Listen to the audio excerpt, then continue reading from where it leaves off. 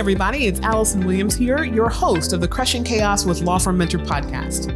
Law Firm Mentor is a business coaching service for solo and small law firm attorneys. We help you to grow your revenues, crush chaos in business, and make more money.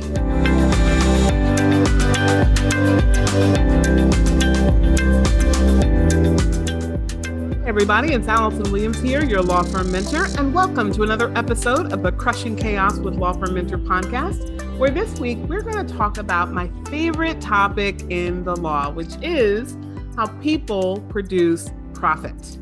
Okay, this topic has come up really straight out of the annals of our public Facebook group, the Law Firm Mentor Movement.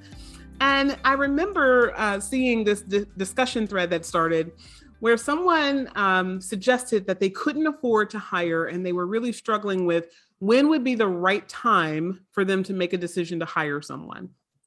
And there were a lot of answers and a lot of ideas thrown around about this. But one of the things that immediately came to mind that was pretty evident from the answers and the suggestions that I saw is that people believed that what they had to do was save up for an employee and to make sure that they had enough retained earnings, enough savings set aside to be able to afford the employee for some period of time before growth would kick in and more fueled activity would support the economics of the law firm hire. And of course, I know that this is a completely wrong way of looking at it.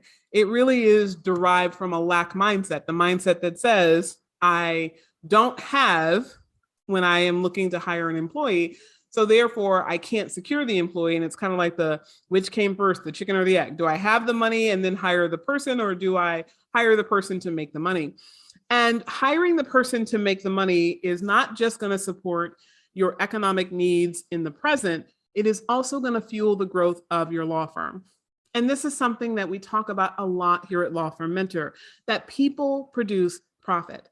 That is not just a catchy slogan. That is not just an ideal. It is not something that you work your way into.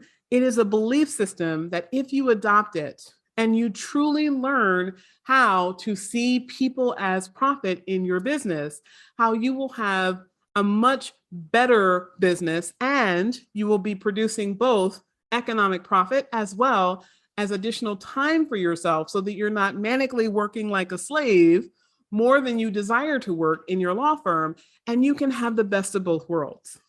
So I wanted to give you guys just a little example of how this principle played itself out recently for someone that you would probably never expect to be in a position to hire.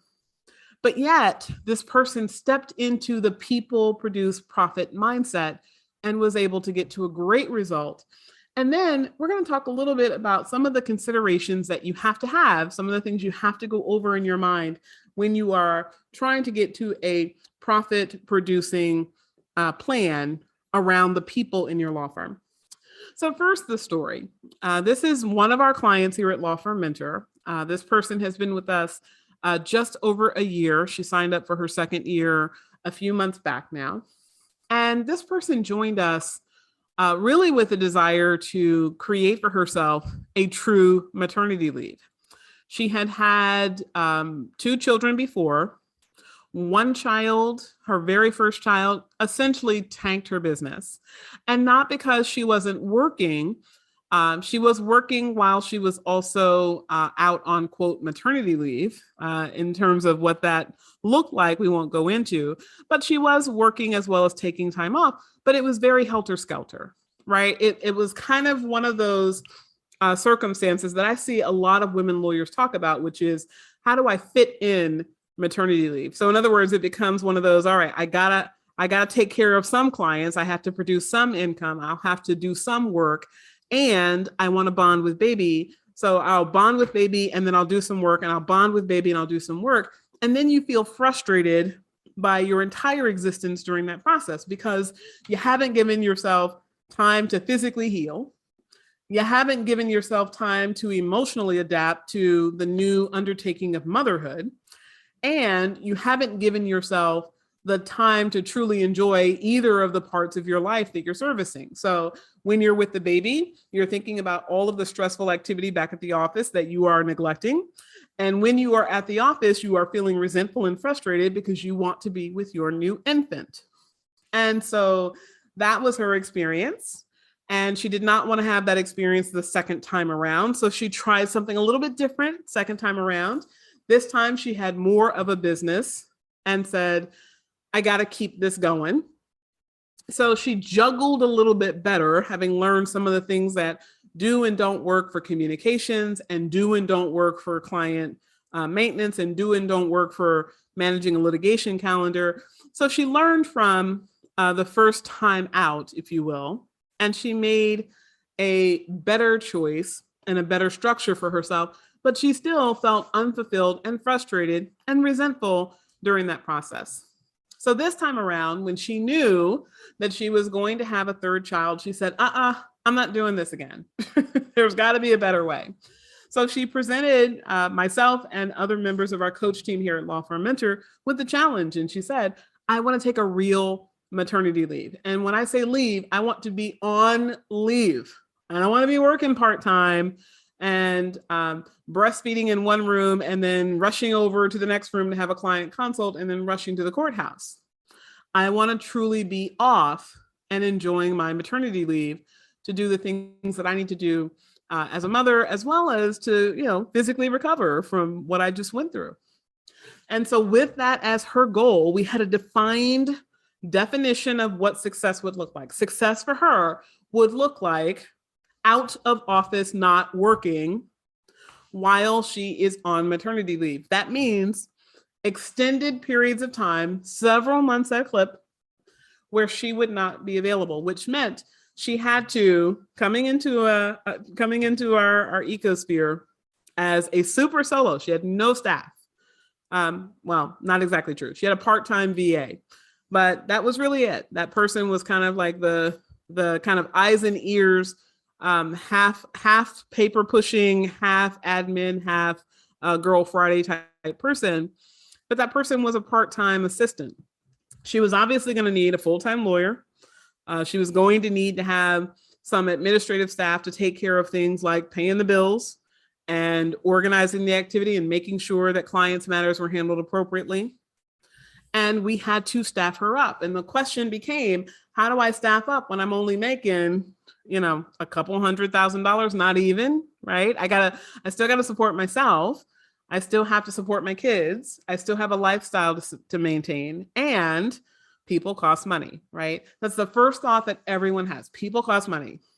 So I acquainted her with the people produce profit mindset. And the first thing that we did was come up with a profit plan for how she was going to be able to increase her income, not just her revenue, her income. That meant revenue had to go up and she had to increase the amount of that revenue that she is taking. A greater percentage of it had to come to her to sustain and grow her economic lifestyle. So we had to produce a profit plan for increasing her income, but it also had to take into account the fact that she could not be the producer of her income. And in law, so many times we think of ourselves as the product, right? We're the thing being sold to the client. And so our egos get wrapped up in that, i.e., it has to be me. The client is coming here for me. They only want me. And by the way, I speak about this principle as someone with a very big ego. And for most of my adult life, I identified myself as the quote, it girl, if you will, in the law. I had a statewide reputation and an international speaking career by the time that I started my law firm. So when I said people came here for me, that was very much guided by data outside of myself. My ego needed that to be true. And the things that I had attracted into my life confirmed that that was true, right? I was the one in the newspaper articles. I was the one who had been on Katie Couric. I was the one that was featured in the news. They're coming for me. And I had to extract myself from that mindset and from that belief system in order to build a law firm that did not require me in order to produce income. And if I could do that, I can tell you every lawyer can do that. No matter how big your ego or your reputation, you too can escape being the product that you are serving and selling to your clients. Okay, but I digress. This particular client accepted the challenge and said, I need to know how I'm going to hire people if I don't immediately have more money with which to hire people. So we essentially pulled 3 levers at once in order to get her there. We had to hire people, which means we had to create a profit plan around the people. So in other words, how do we bring in people at the right pricing point, at the right strategy, in order to get those people producing more money than you could produce on your own? By the way, just a little aside, the fastest way to do that almost invariably is hiring up the food chain. It is hiring someone more experienced than you're going to want to hire. You do not want to hire someone who is an assistant. If you hire someone with less skill and ability than you have, you are typically going to have to coach and train that person. They're going to require more time, not less. Okay. You want to bring in somebody who is greater than you at what you do so that that person can be handed your clients and your clients can enjoy the process. Your clients can hear and believe that they are getting something better than you. And as triggering as that will be for your ego, that is the pathway to freedom if you're going to ultimately hand off work of people who hired you. So that was part of it, right? We had to get the right people in place with the right pricing strategy so that she could make more money and the right profit strategy. In other words, we had to compensate that person very well, but also fairly. And with the money that was left out of the revenue stream from that person, we had to get more people producing more profit on a lower scale so that there could be enough additional money coming in that the person who owned the firm could take more and also still have enough left over to run the firm. So that was step number 1. That's one lever. The second lever is we had to get sales up, right? Getting sales up is not about hoping that when you have a conversation with someone, they are in the mood to hire you or they love the little audition that you put on. You know, very recently, one of my favorite movies was on as I was flying from Arizona to New Jersey, and I got the chance to watch A League of Their Own with Tom Hanks and Gina Davis, one of my favorite movies of all time. And if you remember, for those of you that have seen the movie, you know, Tom Hanks comes out, he is a washed up, drunk, has-been baseball player who basically drank his career away, but he still had a big name, Jimmy Dugan, right? So how does Jimmy Dugan define value for this baseball league? Jimmy did not like the idea of being a coach to girls. He was like, girls don't play baseball. And, you know, the owners of the league said, yeah, these are real ball players and we need you to be their coach. But listen, what you're really going to do is you're going to be there for show. You're going to come out, you're going to wave your little hat around, you're going to give the people what they want, right? So it's the same idea when you apply it to your law firm, right? You as the owner are going to be the person who's going to come out and give the people what they want, right? You're going to wave your little hat around. And the way that you do that is by creating a certain level of value intrinsic in who you are. So part of that is stepping into the confidence of who you are, but part of that is putting yourself out into the market from a marketing perspective in a way that drives people into the law firm, but contemporaneously drives them in with an expectation that they get to work with your brand and not with you. So that is both a sophistication of marketing message, right? You have to change what you are saying to the marketplace, but it also is about how you are marketing so that your proliferation of marketing messages reaches the right number of people in the right way to give you enough opportunities to sell at the price point that's necessary for you to drive in more revenue. So again, we're pulling the people lever, we're pulling the marketing lever, and then finally is the sales lever, right? The sales lever is the lever that a lot of people overlook, but it is what ultimately gets butts in seats, right? You have to have a sales conversation. So how do you do that? Well, one of our signature retreats here at Law Firm Mentor is legal sales for attorneys and non-attorneys. And we have that both as a live event And for our momentum level clients and higher, we also have that as a virtual course. And of course, we have a boot camp in sales every month.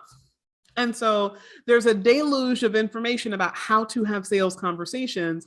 And this client took it on as a true challenge. And she said, listen, I don't have time to pussyfoot around this, right? I don't have time to go into resistance around why I'm not giving legal advice. I don't have time to question the process as to whether or not this is going to get me more clients than I had before or fewer. All that I can do is trust the process because I got 40 weeks of gestation. That's it, right? I have a defined deadline. And she committed herself and still commits herself every day. And she has more than tripled the amount of revenue that she was able to produce in the course of 1 year working this plan. But by virtue of hiring the people and using the people and the fact that you have to make payroll every 2 weeks, using the people and the economic pressure that's created by adding the people and having to monetize them in a certain way to fuel the growth, right? Those three levers, the people, the marketing, and the sales, all together are going to be the base of your launch pad to fuel your growth. Okay, having said that, now I want to go over very quickly 3 different areas of concern that you have to consider when you are trying to get to the mindset and the system of people producing profit. So first, you have to start with a profit plan for your people. Just as with our client, right? You have to know how you're going to make money off people. Far too often I see lawyers hire people with kind of a build it and they will come attitude. And sometimes that works. Sometimes you are growing so rapidly that if you don't get butts in seats, if you don't have people come into the office to do the work, you're going to have to turn the work away, right? And economically, you know that that is going to cost you. So you just hire someone and you pay what you think the market is telling you is required for the person. You don't necessarily plan what is going to be required for their production in order to produce a high enough economic yield from their labor. In other words, you have to make enough more than what you pay them in order to use the more to not only pay your overhead and expenses for the firm, but to have sufficient profit to reinvest in the firm.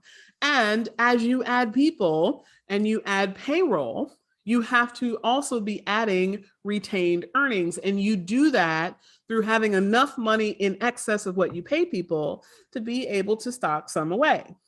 Okay, so that profit plan has to be designed before you add people. If you just go adding people, oftentimes what lawyers do is they ask around and they say, what are you paying for a 3 to 5 year associate? And then you do the math on that and you say, okay, well, what is the hourly rate I can get for a 3 to 5 year associate? And you stick those two together and you hire somebody without any gumption of how many hours they are absolutely required to bill or how many cases they are absolutely required to handle over what period of time, or without any idea of how much time on desk each file should take. And then when you have less money left over after you pay people than you would like, you say, oh crap, this is costing me money, because you stop working your profit plan, you stop working your hours so that you can come over here and teach this person that has far fewer credentials than you really should have hired in the first place. And your time is now reducing your profit. And this person is underproducing what is required for their highest profitability because you didn't set a requirement, you set a goal, or maybe you had a general range in mind, but you never required anything. So that profit plan has to go in first, right? It has to take into account how much is needed for the employee, how much is needed for the overhead, and how much is needed for profit. And profit is not just the fun money that you get because you own the business. It sustains and fuels the growth of the business. All right, number 2, you have to expand your work, okay? Every action of value must be valued. Everything that is possible to be done on a file has an economic value. And you really have to understand that at a granular level, right? What is the true value that you are giving to people? It is not phone calls and emails. It is information. It is guidance. It is support. It is counsel, right? There's a reason why attorneys are referred to as counselors of law. We give people more than just the name of the case and the likely outcome of a fact pattern, right? We are giving them strategy. We are giving them hope. We are giving them process. We are giving them intuition. We are giving them experience. And we are bundling that in a way that is digestible for them. That is an immense value. But you have to recognize all that value that is oftentimes, frankly, glossed over when we own a law firm, not because we don't care about our clients, but because we have so many things pulling at us that we do the minimum for our clients, not the maximum.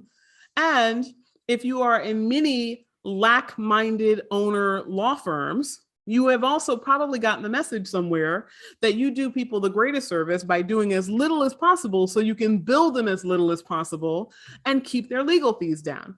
So instead of being thoughtful of, I need to do as much as possible for this person and monetize that economic value so that I get the most out of this and they get the most out of this, we instead go in the opposite direction, do as little as possible, and oftentimes feel resentful when the people who are paying us are unhappy about paying us because they feel like they're getting the short end of the stick, and they are, and they then begrudgingly pay us, oftentimes not what we have even billed them, and we have an accounts receivable and we start to feel frustrated, and then our relationship with our client is strained. Okay. Third consideration for the people produce profit plan of your law firm, it is that your pricing structure can increase revenue. Now, there are some coaches that will tell you the first thing you ought to do is go out and increase your prices. That is never going to be the first punchline, if you will, when you start working with our coach team here at Law Firm Mentor. We are very methodical in looking at your pricing structure, what is appropriate for your marketplace, what do the RPCs tell you is appropriate for your structure of pricing. Raising prices is not something that you should just do on a whim, okay? But having said that, oftentimes a $25 or $50 per hour increase is going to be felt far less by your clients. And when you spread that increase across 20 or 30 or 50 or 100 clients, depending on your practice area, and you contemporaneously structure the work in a way that you are increasing the activity that's necessary on a file, but in a way that adds more value to your client. Your client is getting more value. They are contemporaneously paying more for value. So there's an even exchange there. And you're not doing more work. That's the beautiful thing, right? You can expand value without expanding hours, right? I tell people this all the time. Kind of think about the different ways that we communicate, right? If there's something I got to tell my client, I got to tell my client that the court has issued an order that is not favorable to them. And I got to discuss with them why the court decided what it decided, what can be done, if anything, about that. Are we going to appeal? Are we going to seek some form of reconsideration? Are we going to seek to vacate portions of the order? Are we going to seek to negotiate the next stage of the case of resolution because of the order? What are we going to do next, right? I can put that in an email. I can have that conversation in a phone call, or I can bring the client in face-to-face. For most people, they will decide that they have gotten a greater value if they have a one-to-one conversation with you, when they can hear the inflection of your voice, when they can see your body language as you are leaning in, trying to give them comfort about the outcome that you have to relay. When they can see the frustration on your face as you describe what you consider to be the unjust result of not winning when you felt you should have won, right? All of that you are conveying face-to-face, sitting in a room with your client so they can see, hear, and experience your energy. Very different than what they would get if you shot them a quick, hey, we lost, do you want to appeal email, right? Even though one is inherently going to take more time, it's going to inherently take more time for you to have a face-to-face conversation with your client. That quick email, one and done, boom, you knock it out. Even though you have spent more time in the face-to-face meeting, your client will perceive a greater value. It will mean more to them. And thus, whether they have a flush fund of money that they're paying you with, or they have to struggle check to check to pay you, they're going to be more inclined to pay for the service where they got that extra touch, that time, that attention, that counsel, than when they got the quick one and done email. And by virtue of you saying that, because that value, the value that you just relayed in that one-to-one meeting, because that value gave a heightened awareness to your client, it gave them the benefit of your expertise and your analytical frame and your emotional guidance and your compassion for them. And it gave them a step-by-step process as to how they can approach an appeal and whether that is in their best interest and what it's going to ultimately cost them. And they can weigh the pros and cons with you there, someone who can help them think through what is the best course of action, and they get your recommendation. Because you put a higher value on that and you charge them $50 more per hour, it has not cost you anything more to spend that time than if you had spent that same amount of time for $50 less per hour. But same amount of time yielded something more for you. When you think about your pricing structure that way, when you think about how you can elevate the quality of what you give to your client and contemporaneously elevate the price that you are going to charge them for that service, you are giving yourselves, you and your client, a win-win. And you are making more off of the same amount of labor. When you use a pricing strategy that takes into account a win-win, that gives to your client and gives to you contemporaneously, the people producing profit is inevitable. Because you don't then have to go out and stack more bodies to make more money. You are stacking more value for which your clients will be happy to pay. All right, everyone. I'm Allison Williams, your law firm mentor. You're listening to the Crushing Chaos with Law Firm Mentor podcast. And if you have a people produce profit issue, if you are thinking about how you can monetize or better monetize the people and the activity in your law firm in order to get your law firm to grow without having to go out and buy more leads, without having to go out and spend more money, by just learning the things that are necessary in order for you to get to a greater result on the same amount of labor, then reach out to us. Let's have a conversation. You can book a call with one of our growth strategists here at Law Firm Mentor. The link to do that will be in the show notes for today's episode, and I will see you on our next episode.